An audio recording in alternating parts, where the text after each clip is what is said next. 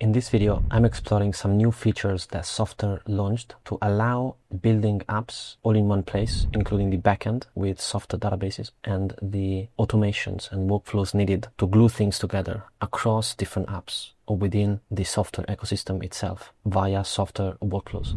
The interesting thing for some people about this update is that you can manage everything in Softr without needing to use Airtable, Notion, Coda, or any other database tool as the backend of your apps in Softr. Softr databases are comprehensive and pretty simple. So for complex builds, they actually require lots of complexity and lots of data over time and scalability. It is still best to use a proper database. Supabase is an example that is natively supported as a data source for Softr apps. It's another example. Likewise, here you can see there is the interface, that's the app, there is the data, that's the Softr databases used within the app. It could be one or multiple databases. The term database in Softr means a collection of tables. For example, here is a personal training database and it contains users, sessions, and movements, 3 tables. Similar to Airtable or any other SQL database tool, you can create relations between tables. So for example, you can see here movements is linked to sessions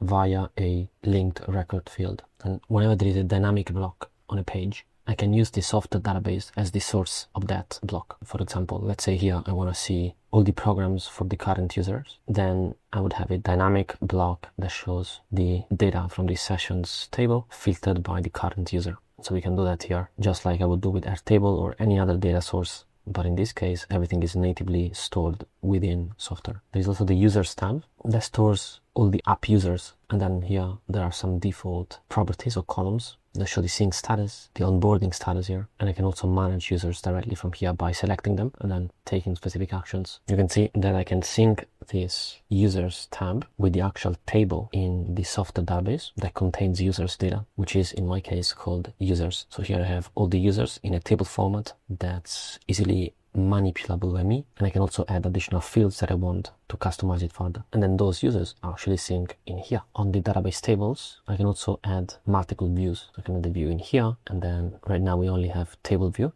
but then if I want to filter, for example, then I can do that easily right here. You can see all the available fields. These are pretty much the same fields that you can find in Airtable. There are also some AI fields that they call AI agent, where you can define a custom prompt, set the settings in here, and also conditions to trigger it. The users tab also contains some logic for authentication, for the onboarding flow, the notifications that users get. So everything is out of the box available and managed by the Softr app itself natively, but you can customize those things. So if you go to authentication here, you will see different options in that you can integrate the type of sign up that the app can have. If it is open, meaning that anyone that goes into the landing page can sign up, or if it is restricted to domains, or disabled, which means it is a invite only app. And so you want to manage the specific people that get access to the app. You can see there is also an onboarding flow that's very useful to allow users to get onboarded into the app easily. And we can do specific flows in here. For example, what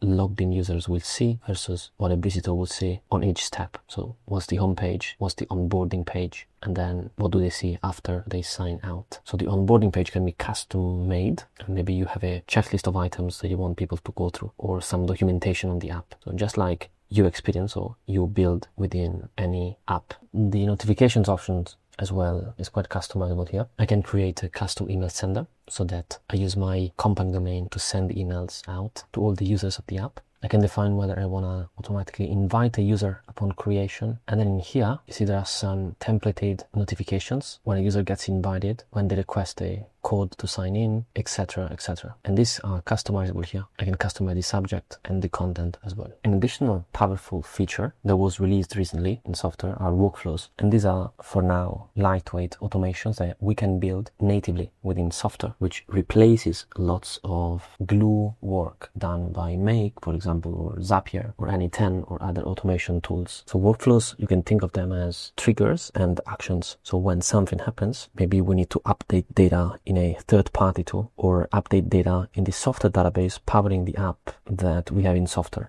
So So all those actions can happen via workflows. So when I create a workflow, you can see here, I can select a trigger. That's what triggers the automation to run, what specific event must happen. Right now, the options are quite limited. Although if you know automations, then using webhooks, using the Chrome scheduler here, or a recurring schedule, covers a very wide array of use cases. We can also use Softr apps or Softr databases as triggers. But if I do recurring schedule, for example, that will be the trigger of the workflow. Here I can select the frequency. If it runs on weekends, I can test it out. And you can see this is a pretty familiar interface, similar to what you might find in Zapier, for example. Right now it is a bit fixed, although I can also move things around, which is always appreciated as an experience here for a developer. And then I can add an action. You can see there are some predefined actions with apps, but if those third-party apps are not here, I can still use HTTP calls to interact with REST APIs of other tools. So this means that a very wide array of options are covered. So if I do call API, you can see here that I can set the REST API request, including method, URL, parameters, the body, and this allows me to interact with any app that has a REST API available, even if that app is not supported natively in here within Softr workflows. I can also control custom notifications, emails to users by using the send email action in here, and I can customize everything. And once the workflow runs, then I can see all the runs in here over time. I can give it a title and then turn it on. So you can see how this removes the need of third-party tools, at least for a pretty wide array of use cases, especially if your app is not too complex and it doesn't need too much scalability. Then at this moment, using a mix of Softr databases, building the app in Softr, and then gluing everything together with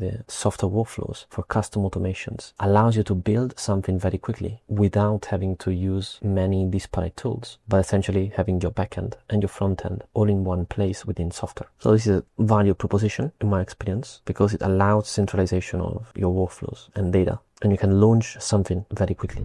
Thank you for watching. You can check out the description to find more resources and learn more about my products and services. For now, thanks for watching, and see you in the next one.